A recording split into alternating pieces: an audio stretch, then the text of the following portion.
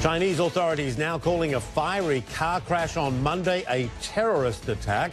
2 tourists were killed in the crash in Tiananmen Square, along with 3 people inside the car. David McKenzie joining us now with more on this from Beijing. And David, very unusual to be hearing the word terrorism when it comes to a place like Tiananmen Square, that sensitive and iconic location. Well, certainly the center of the symbolism, certainly, of the Communist Party here in China. And, Michael, yes, the police here saying that this was a terrorist attack, this dramatic event on Monday when a jeep plowed through tourists, caught ablaze, 5 people killed, including the occupants of that jeep. Now police saying that they've arrested 5 suspects that they say were related, part of the, quote, gang that might have planned this. They say that this attack was carefully planned, organized, and premeditated.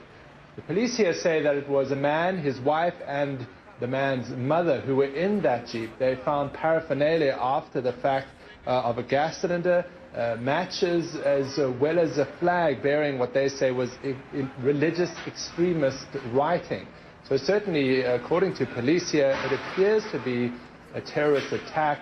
The names of the suspects suggest they're from the minority Uyghur Muslim, mostly Muslim group from Xinjiang, the troubled western part of this country. Michael?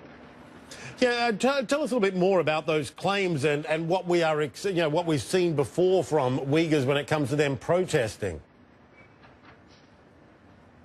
Well, if it is the case that this was a minority Uyghur attack of some kind, this certainly would be a big escalation of those troubles that I described. There have been issues, the security issues in the western part, the far west in Xinjiang, that province, over the past year and actually before that.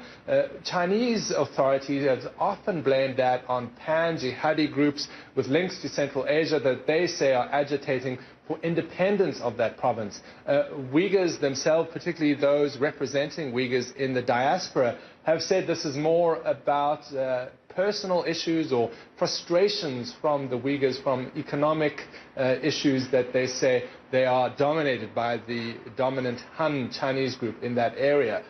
There is very little direct evidence at this point whether Uyghur Chinese were involved in this attack, other than the names of the suspects that the Chinese police have released, which suggest that they are from this group. But if it is the case, it's certainly a major escalation in these troubles that they've had in the West, and very rare for such a serious security incident, a terrorist attack, it seems, to happen right here in the center of Beijing, the heart of the Communist Party.